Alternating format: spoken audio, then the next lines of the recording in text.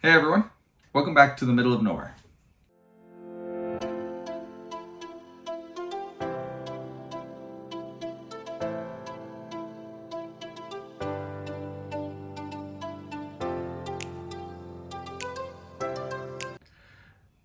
I have a special video to make this time, as it is my review of Shadow of Hyperion.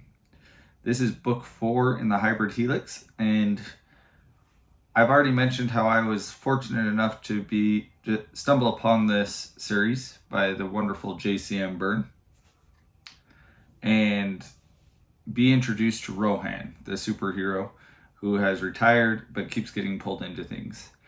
And I have to say, Mr. Byrne keeps getting better with each book. His pacing, his writing, it's so smooth, so silky smooth. I love it. I can't get enough. And I want to, I could have sped right through this. I know it's probably killing him because I've taken my time with it, but it's because I don't want to stop reading it, if that makes sense. I've slowed myself down, especially with my other commitments and whatnot, and allowed myself to just absorb and take it all in. Once again, we return to Earth. There will be some spoilers from the previous books if you have not read them. I'll try to keep it as spoiler free as possible concerning those, but this one will be spoiler free. We do return to Earth, and we get to see what Hyperion is all about in a way.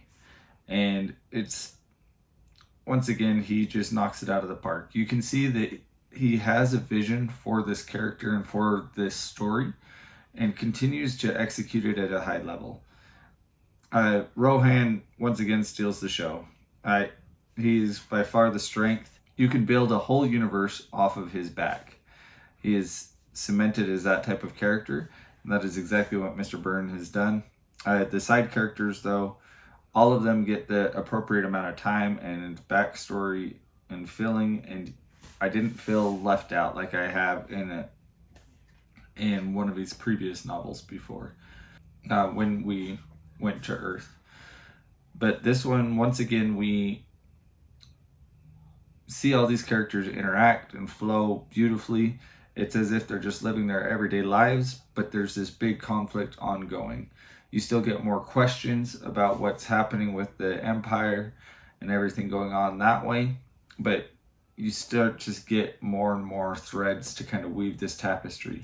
And it's going to take a while. It's not going to give you all the answers all in one get-go, but you do get a satisfying conclusion in this novel as well. All I can do is gush about it, you guys. This is a 5-star read for sure for me. I love Rohan. I love Wistful. I love Wei Li. It's just expertly well done.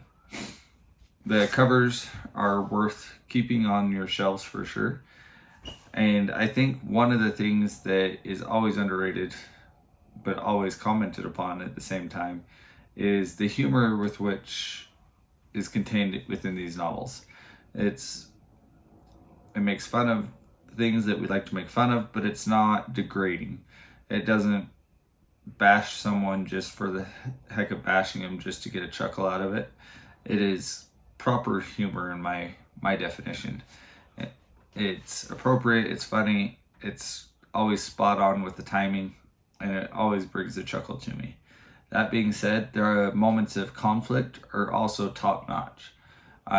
Mr. Byrne uses his expertise with the way that they fight and describes it in a way that is very fluid, fast-moving, beautifully done, that you can picture every moment, and it becomes a realistic fight, even though they are using superpowers. It's not just relying upon the strength of those superpowers to overpower said combatants, or however you want to put it.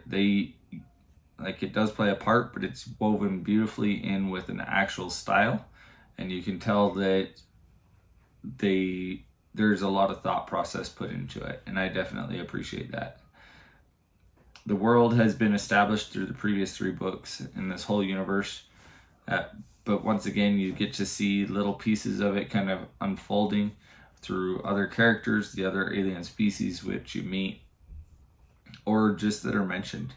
I really enjoyed returning to some of the characters that I fell in love with in book 1. They make a stronger appearance once again in this novel. That's all I'm going to say about it, and once again, very well done. We're going to see how many times I can say done in this video, apparently, or very well, or expertly, or you know the gist. It's all positive stuff that has to come out. That being said, I am filming this the night before. I've kind of pushed off my filming. As you can tell, I've had a bit of a cold, which has wrecked my voice a little bit. Makes it a little bit harder for me to film longer videos because my voice will go out. But I had to get this out there, as Shadow of Hyperion is now available to all as of September 12th when this video is being posted. I hope it's a successful launch for you, Joe.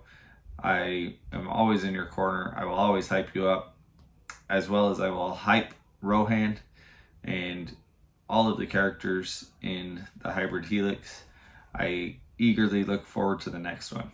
I also want to do a quick shout out that he will be having another, I don't know the title of it off the top of my head. I'll try to get it up in the somewhere in the screen so that you guys know about it. I know the arc is being released in October, so look forward to another, I'm sure will be incredible story from the one and only JCM Byrne. That being said, guys, I know it's a quick video, short and sweet. It's what I do. I don't use a lot of words. I'm not a man that over talks or does that type of thing. But highly recommend checking out the Hybrid Helix, especially Wistful Ascending, so that you can get to this wonderful novel, which is Shadow of Hyperion. As always, guys, happy reading and stay great.